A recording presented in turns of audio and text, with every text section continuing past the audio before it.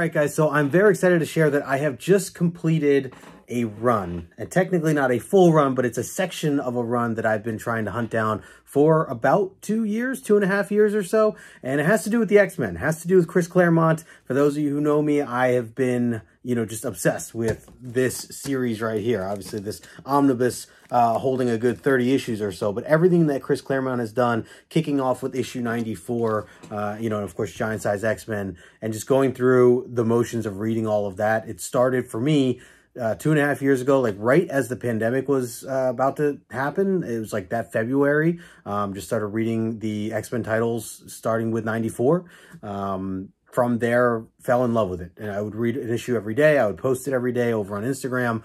I connected with my buddy John from John's Comics with Kids, who we ended up making our own show. So again, I mean, if you're familiar with my channel, you know that we have a regular weekly show for, talking about the X-Men called Omni X-Men. We're on a little bit of a summer break right now, but we'll be kicking back up here in October. The goal for myself was to try to collect issues 94 through 143. The reason for that is, Chris Claremont, that's where he officially took over the title, was X-Men 94. Him and Dave Cockrum, and then just everything that he did up all the way through 143, which is where John Byrne finishes off his run with the series. So obviously, John Byrne, if you don't know, John Byrne had a pretty busy hand in most of the X-Men series at that time. So between, all the artwork and some of the covers and then writing or co-writing parts, parts of it as well, or having a say in certain things. So all that, kind of tied in, and I've just been obsessed with that time period of the X-Men. Now, obviously, I've kind of launched forward. I've been reading a lot of the Hickman stuff and the current stuff, and I love all that as well. Still plan to read a lot of the stuff in the middle, before Hickman and things like that. But, this original time period is kind of what's, again, in the past 2.5 years, what I've really taken to and just love the style of it, the characters themselves, where the characters are at that time in their life. Like, obviously things have changed so much, now over the years, but, between all of that, it's just been, it's been an awesome journey to kind of explore in this short period of time. And with all that, I've decided to, hunt down these books. So, again, 94 through 143, where John Byrne ends, his work with what he was doing with the X-Men. Obviously, Chris Claremont, he goes on to continue writing for very long. So that might be kind of the next step or the next goal down the road. But right now, just focusing on, the 94 to 143. So I've accomplished that now. There was one issue that I was missing, and I just got it. I want to give a big shout out to my LCS, ZAPP Comics over in Wayne, New Jersey. As always, I think more than half of this collection is probably from them. I mean, that I've, bought from them. And even going back to, during the pandemic, I remember when they first, were doing just curbside pickups and things like that. And I remember, stopping by and Corey, one of the co-owners, he had brought out a box at the door. Like they had a door, or they had a table in front of the door, and he would just like pull up this short box, and he would, he would just, whatever boxes you wanted to look through, he would go grab them and show them, and some wall books and things like that, obviously, keeping our distance. But that was it. So I was doing a lot of early digging for this series that way, and of course, Instagram and buying online and things like that. But yeah, so I want to give a shout out to Corey and Ben and the rest of the ZAPP Comics crew over in Wayne, New Jersey. They are my LCS. I love them. They're just great people, great customer service. The prices are always awesome. And they just have a huge selection, consistently huge collection. So I just appreciate them. And if you ever get a chance to check them out, they are a shop that is absolutely worth going out of your way to spend. I mean, you could spend all day there, honestly. I know I could spend all day there. So, there's a lot to see. There's a lot to do. And even though it's not a massive store size-wise, they have so much there. And obviously not just comics, but they have, pops and figures and Pokemon and things like that as well. So anyways, big shout out to ZAPP. Thank you guys again for just always supplying me with my X-Men love and the titles that I've been trying to hunt down throughout these couple of years. A majority of it has been from ZAPP. So the book that I have here, I'll show right now. This was the last book I was waiting on. I didn't want to spend you know, the $200 or whatever it is that it's going for now. Luckily, I should clarify, obviously, I've gotten, you know, all the really more expensive quote unquote keys and things like that. But this book was still kind of mid-range in terms of pricing. They had it here for about a 6.5 to a 7.0. It's a raw book. It was $70. Like I said, I was seeing a lot of prices for like 200, you know, over the past like year and a half or so. I know some prices have adjusted more recently, but so this is the book right here. It is X-Men 109. Very, very excited to have this iconic cover and issue. Just a lot of fun. So for those of you who don't know, this is the first appearance of James Hudson, known as Weapon Alpha or later Vindicator. You know, part of the Alpha Flight team that we didn't know at this time, or we didn't know much about. They come about 11 issues later. But just as, you know, I was talking a little bit about like significance in price and whatnot compared to some of the other issues around it. This one, you know, is kind of in the middle. It's not one of the cheaper ones, but not one of the most expensive either. You know, higher grades definitely go for, you know, the $200 range or whatever. And again, mainly because of the fact that it's his first appearance. So, but yeah, otherwise, like, I think this is just a significant issue overall, or a fun issue overall. And, you know, again, this kind of gives you some of the background of seeing the team doing other things, not just superhero things. And that's what I think I appreciated a lot from Chris Claremont and what he did with these characters, and what made me fall in love with these characters so much was the fact that he was able to give them these personalities that weren't just about saving the world, but there was also just the friendships that were built and the relationships and the love triangles and some of the drama that went in between. You know, there are scenes of them, you know, playing baseball and other fun sports and activities. And then there's, you know, times where I think in this issue, this is where they're even going to a picnic. At least some of them are. And I think that's where the fight kind of breaks out. By the way, I'm laying it here on top of my omnibus, just so that when I flip through, you can, you know, I can have it lay naturally without the book, you know, laying awkwardly or anything like that.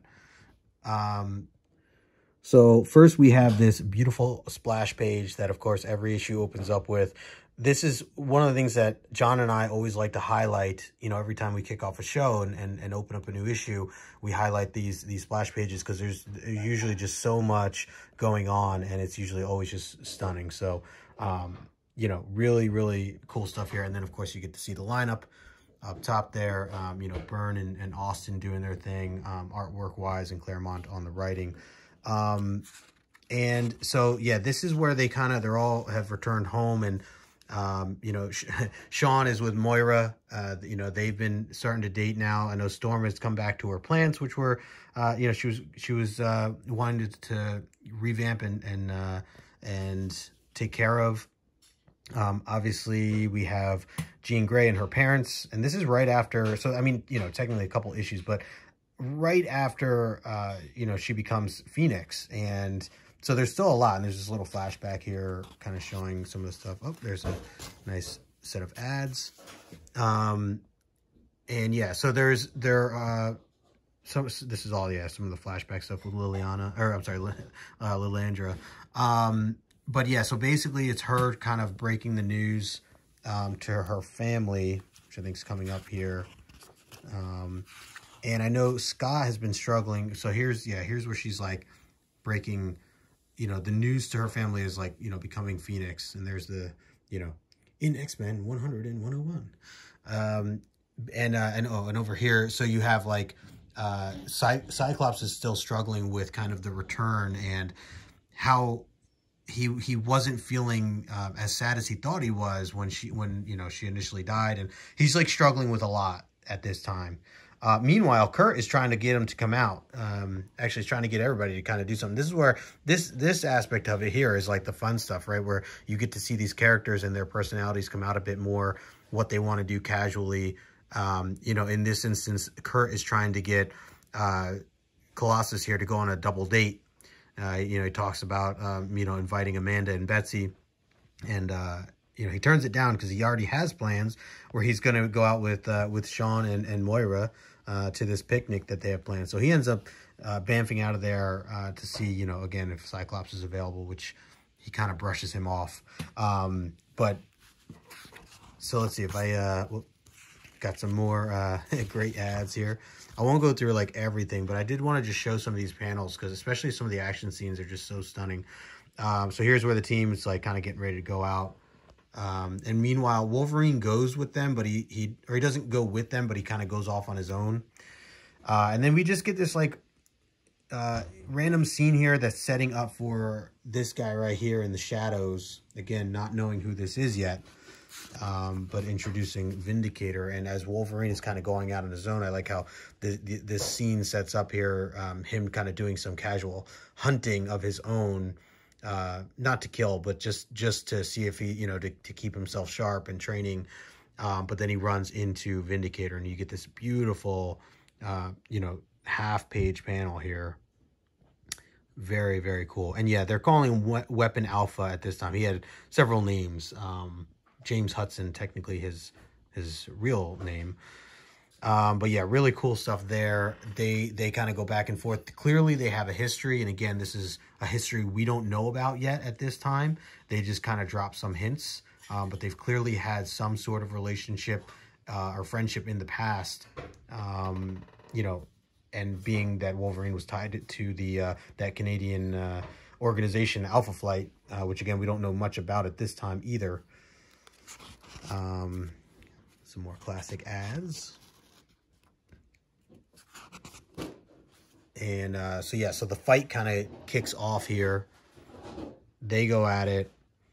And meanwhile, and again, this is where the, like, I just appreciate some of the side stuff, some of the fun activities and stuff. They're just having a day at, you know, out having a picnic down by the water, you know. And as they're having fun, they kind of get this interruption when Wolverine comes flying through, as you can see here, and hits the tree. And that's where everybody's put on alert. But before that, it's just nice to kind of, you know, see them in their non-superhero state, you know. Some more ads. And yeah, so he's down. Colossus does his thing. Love seeing the transformation here. And then Crom knocks him right into a tree. And here Vindicator's like, whoa, like these guys are, I'm not expecting the type of power and everything that's come through. You know, he talks about his suit kind of barely being able to take that punch from Colossus. Also, you know, oh yeah, you have Storm even, you know, she's starting to jump in here as well into the battle. And then he takes a shot at them, Vindicator, and it misses. It kind of deflects, or yeah, off of Colossus here, and hits Moira in the head, knocks her out. And this is where we really see, as you can see at the bottom here, Banshee. He is not happy. He flips out at this time. These are some more ads here. So first goes in, he's, you know, goes to save Moira, but he is furious. Like, look at that face. You're the man responsible.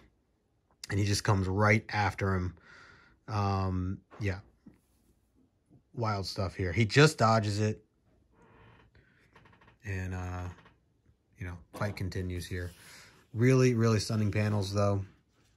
And that's kind of where this leaves off. And again, not knowing much else about Alpha Flight or Vindicator, who this was. Like, Wolverine knows him, and we know that he knows he's got history.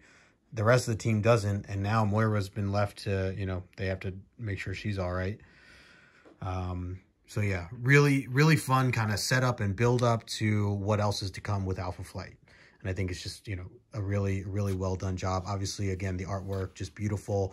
And just each story just kind of it keeps it going. It just keeps it going. It gives you, you know, gives you just enough to stay hooked. You get, you know, personalities, you get relationships, you get the drama, and then you also get some stunning action scenes and fight scenes as well.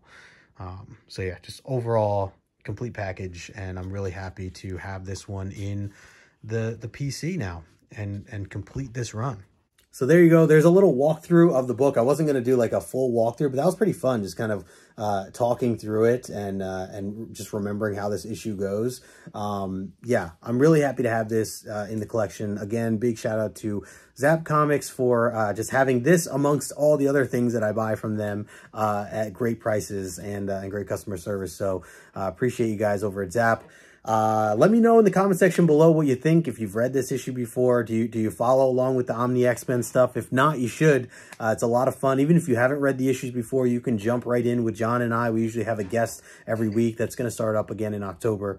And it's just been an incredible journey. We're now, I think, issue 1, X-Men 154. So if you're wondering kind of where we've left off since the past 2 seasons, this will kick off season 3, and that's kind of where we're at. So we're at the 3rd omnibus now, but this was the first one I was just kind of using as my placeholder, and also to just kind of show off as I wanted to talk, you know, a little bit more about just the X-Men series as a whole, Chris Claremont, John Byrne, Terry Austin, what they mean to me, what these characters mean to me based on this era. And I'll probably post something over on Instagram in a little bit. I want to show like the full collection. That'll look really nice to have issues 94 all the way to 143, kind of sprawled out or spread out there. So yeah, I'll take a picture at some point, but I wanted to make this video, just to kind of show this, you know, accomplishment of mine, to check it off the list that I have this now. And, I guess the next goal would be to keep it going. I don't know. Maybe we go past. I've already bought a couple issues, you know, past the 143 mark. You know, I know it goes up into the 300s that Chris Claremont had worked on. I'd probably want at least that if I was going to keep going with everything with Chris Claremont. But yeah, so just perfect timing. You know, again, took me about 2.5 years to kind of complete this section of the run. So for anybody wondering kind of how long it takes or can take, you know, I took my time with it. I waited patiently for the right type of book or the right price. You know, all those things were factors as what made me decide. Because obviously, yeah, I could have just went to eBay. I could have just bought something, whatever. But I like to try to find my books out in the wild. You know, or have some sort of story behind them. There have been a couple people who have AOK'd some of these books to me as well. That was another way that I was able to, you know, collect the whole section of this series. So appreciate everybody who's done that for me in the past. So yeah, just really cool way to kind of come across this entire series as a whole. And a fun journey. And I have something to talk about with each and every issue. And that's what I like most about, you know, the collecting aspect of these books. You know, not just reading. Obviously, reading I can do even digitally and things like that. But I like to be able to also have a story behind the book as to how I got it or where I got it or what I went through to get it. You know, it's just really cool to have that tie-in with these books as well, and just means even more so to me. So anyways, that is it. That's the book. That's what I wanted to share today. So I appreciate you hanging out and watching. Again, if you haven't checked out ZAPP Comics, you certainly should. At least check out their Instagram. I put their information in the description below. Otherwise, make sure you smash that like button on the way out. And until next time, I will talk to you later.